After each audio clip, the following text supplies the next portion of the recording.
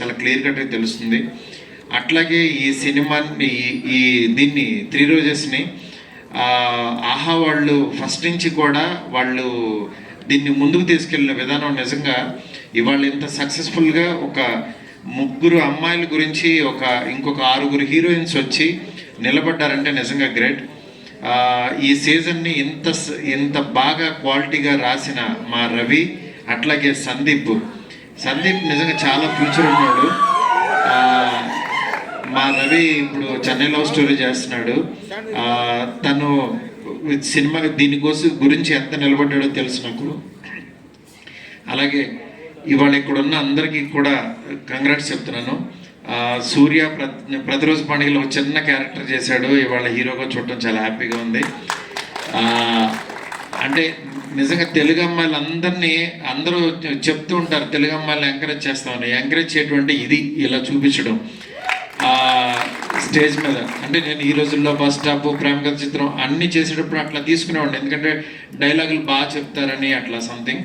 కానీ ఇలాంటి దాంట్లో ఇలా ఎంకరేజ్ చేయడంతో పాటు నిజంగా ఒక మలయాళీ అయి ఉండి ఆవిడ తెలుగు ఇంత ఫ్లూయెన్స్గా మాట్లాడడం నిజంగా మన గర్వకారణం. థ్యాంక్ యూ సంయుక్త. అట్లాగే ఇవాళ ప్రగతి గారు చాలా ఆవిడకి ఎమోషనల్ డే అవ్వచ్చు, అది నిజంగా మా అందరికీ కూడా కన్వే అయింది. మ్యామ్ మిమ్మల్ని అందరూ తిడుతున్నారని ఏమనుకోవద్దు, ఎందుకంటే అలా తిట్టకపోతే వాళ్ళు మీరు ఈ గోల్డ్ మెడల్ సాధించేవాళ్ళు కాదు, నేను రాజాసాబ్ తీసేవాడిని కాదు.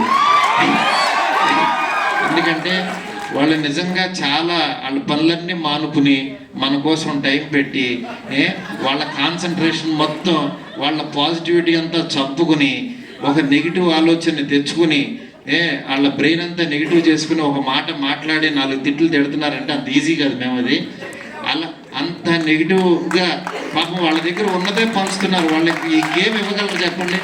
వాళ్ళ దగ్గర ఏముంటుంది? 4 బూతు మాటలు చక్కగా 4 ఏదో ఒకటి తిట్టగలరు, అవే పంచుతున్నారు. వాళ్ళ దగ్గర ఉన్నదే ఇస్తున్నారు. నేను అనుకుంటా ఈ చూసిన కామెంట్ అలా, ఒరే నీ దగ్గర ఉన్నది ఇదేనా, ఇంకేమీ లేదా అనుకుంటా. ఎందుకంటే మా నాన్న ఒక మాట చెప్పేవాడు, ఎవడన్నా తిడుతున్నప్పుడు, నాన్న వాళ్ళు తిడుతున్నారు యాక్షన్ నువ్వేం అనవేంటి, నువ్వేం తిట్టవేంటి అన్నాడు. ఒరే ఆడి దగ్గర ఉంది అదేరా, ఆడి దగ్గర ఉంది ఇస్తున్నాడు, మన దగ్గర లేదు కదా, అది ఎందుకు దాని గురించి అనుకుంటాం అనేవాడు.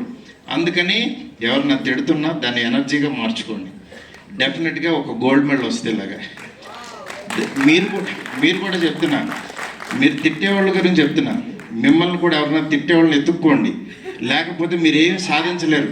అలా మీరు మాకు ఎనర్జీ ఇస్తూ మేము ఎదుగుతూ ఉంటాం కాబట్టి మీరు అక్కడే ఉంటారు, గుర్తుపెట్టుకోండి. అర్థమైందా?